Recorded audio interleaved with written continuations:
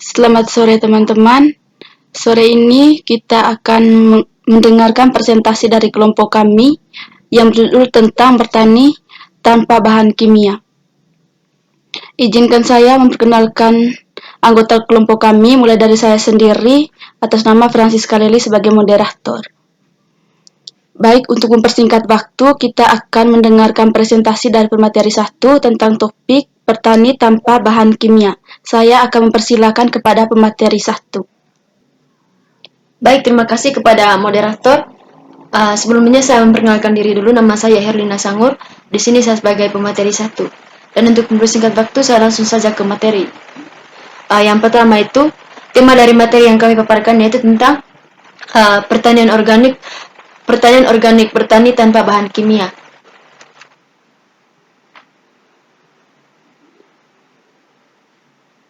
Yang pertama itu pengertian pertanian organik, di mana pertanian organik adalah sistem bercocok tanam yang mengutamakan kesehatan tanah, ekosistem, dan manusia.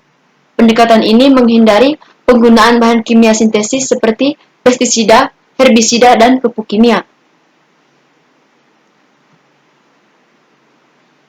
Nah, yang berikut aspek penting dari pertanian organik.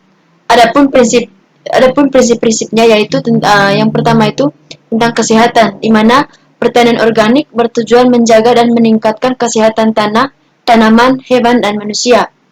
Yang kedua itu ekologi, di mana sistem pertanian ini mengikuti siklus ekologi alami dan meminimalkan dampak negatif terhadap lingkungan. Yang ketiga itu keadilan.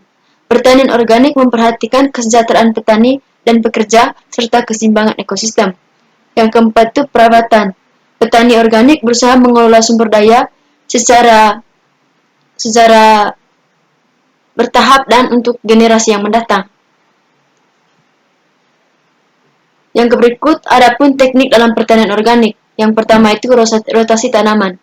Memutar jenis tanaman yang ditanam di suatu lahan untuk meningkatkan kesuburan tanah dan mengurangi hama.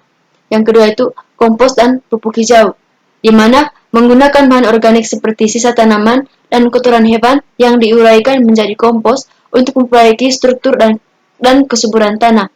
Yang ketiga itu penanaman bersama dan penutup tanah. Menanam berbagai jenis tanaman bersama-sama untuk memanfaatkan ruang dan nutrisi lebih efisien, serta menutup tanah dengan tanaman penutup untuk mencegah erosi. Yang keempat itu pengendalian hama secara alami, yaitu untuk menggunakan musuh alami seperti predator dan parasit serta tanaman pengusir hama untuk mengendalikan populasi hama. Yang kelima itu pertanian terpadu, mengintegrasikan berbagai aktivitas pertanian seperti tanaman untuk menciptakan sistem yang saling menguntungkan. Baik, terima kasih kepada moderator dan juga terima kasih kepada pemateri pertama yang telah memaparkan materinya. Lalu yang berikutnya kita masuk pada aspek penting dari pertanian organik. Nah, di sini kita akan membahas terkait dengan manfaat dari pertanian organik. Yang pertama, kesehatan tanah, di mana tanah menjadi lebih subur dan memiliki struktur yang baik karena adanya bahan organik dan aktivitas mikroorganisme. Lalu yang kedua, keanekaragaman hayati. Sistem ini mendorong keanekaragaman hayati yang berkontribusi pada stabilitas ekosistem dan ketahanan terhadap perubahan iklim. Yang ketiga, keamanan pangan. Produk organik bebas dari residu bahan kimia sintesis sehingga lebih aman untuk dikonsumsi. Dan yang keempat, keberlanjutan. Pertanian organik mendukung mendukung pertanian berkelanjutan yang meminimalkan dampak negatif terhadap lingkungan.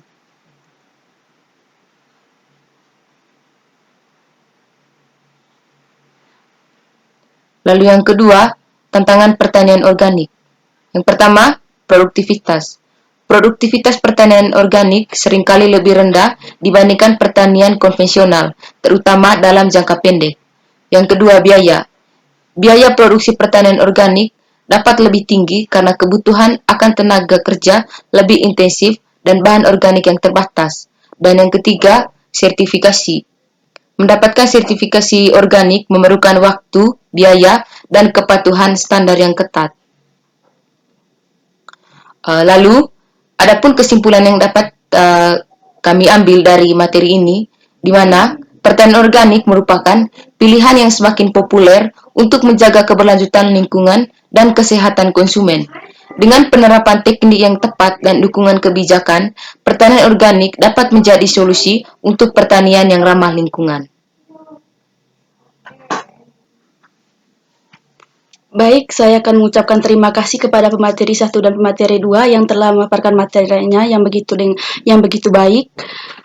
Sebelum kami mengakhiri, mungkin ada tutur kata yang menyakiti perasaan teman-teman. Kami mengucapkan permohonan maaf dan kami akan kembali ke Ibu dosen. Mungkin ada masukan dan penilaian terkait materi yang kami sampaikan.